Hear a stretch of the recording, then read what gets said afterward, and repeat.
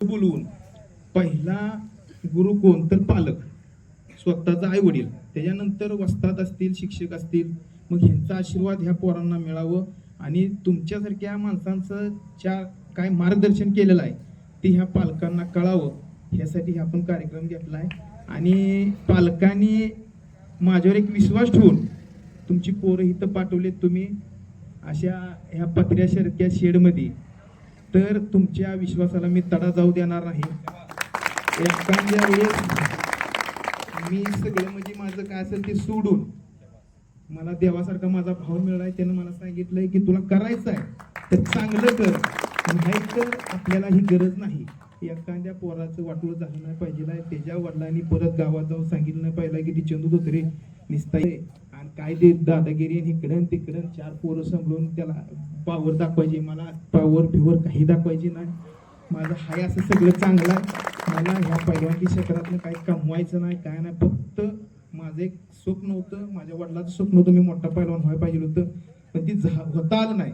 आणि त्याच्यानंतर मला पैलवानकीत हनुमान शेट्टी वस्तादनी लंगोटा लावला, गावात तयार केलं आणि बाहेर जाता येत नव्हतं मला, कारण वडिलांना किंवा माझ्या घरच्यांना पैलवानकीची काही माहिती नव्हती. पण माझे इथं आजोबा इथे त्यांनी मला चिंचोलीच्या मैदानात बघितलं आणि माझी कुस्ती लागत होती 200 रुपये. मग तू कसं काय इकडं? मी म्हणलो मी बी वस्तादून कुस्त्या लावल्या म्हणलं. मग बरोबर कुस्ती लावल्या, माझ्या 2 कुस्त्या झाल्या. मग आजोबांनी सांगितलं, वडिलांना फोन केला, त्याला हाऊसफुलला पाठवली.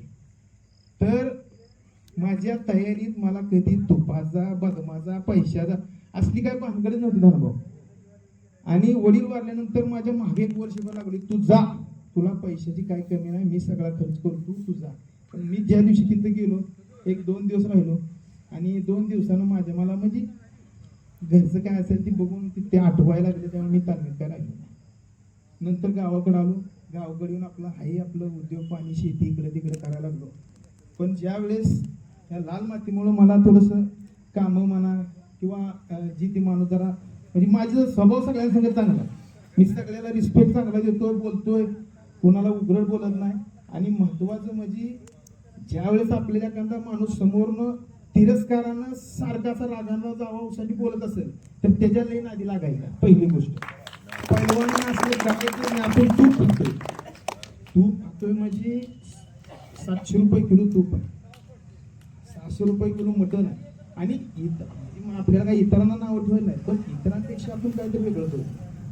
मग एखादा माणूस येतोय, आपल्याला वस्तू येते, आपण लगेच शिव्या द्यायच्या, असलं काही करायचं नाही. आपलं नाव इतरांपेक्षा आपण महाराष्ट्रभर केलेलं असते, त्यामुळे आपण कोणाच्या नादी लागायचं नाही. 1दा 2दा 3दा 10दा ते आपल्याला काहीतरी म्हणा, पण 11व्या वेळेस ती काय म्हणाल माहिती आहे का, आयला 110 किलोचं दिसतंय पण काहीच बोलत नाही, काय म्हणतोय का भेटते.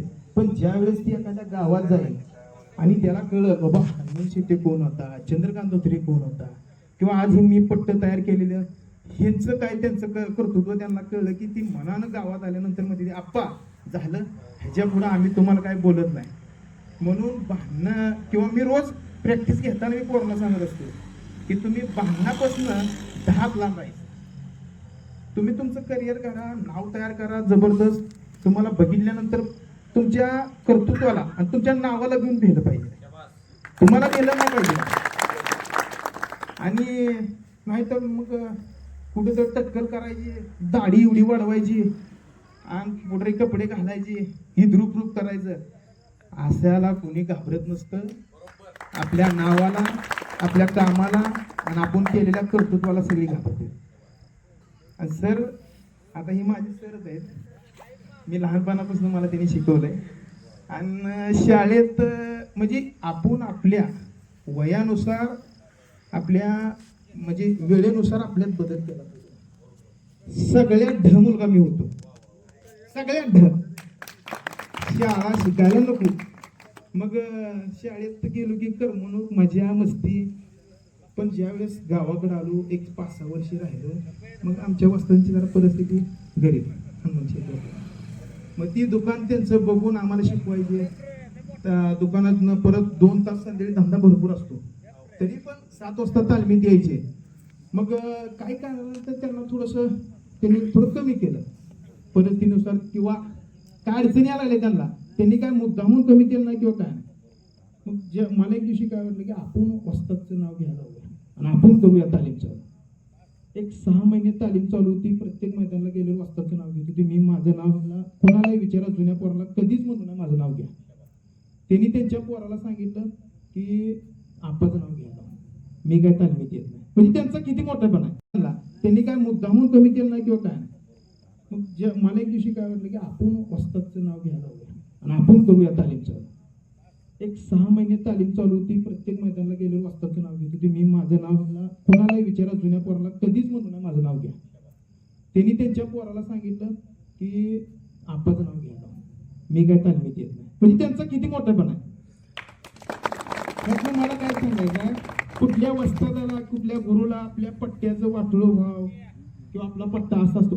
शिकवणारी किंवा आता माझं वस्तादचं पण थोडंसं काय तर बिघडण्यासाठी भरपूर असते ते, पण वस्ताद कधीच बिघडू देत नसतं. कारण वस्तादाला माहित असतंय की ह्याचं नाव मोठं झाल्यानंतर ही कुणाचा पट्टा, माझा पट्टा. त्यामुळे ध्यानात ठेवायचं, इथनं पुढं कोण काय शिकवायला येईल, काय सांगायला येईल, काय सांगतंय, काय तिरकं बघतंय, मिशा फिरवतंय, त्याला बघायचं नाही.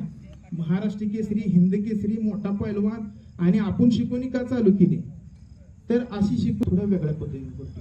का करतोय, तर माझा पैलवान ज्या वेळेस त्या गावातनं जाईल किंवा त्याच्या गावातनं जाईल त्यावेळेस त्या गावानं त्याच्याकडे आदर्श घेतला पाहिजे.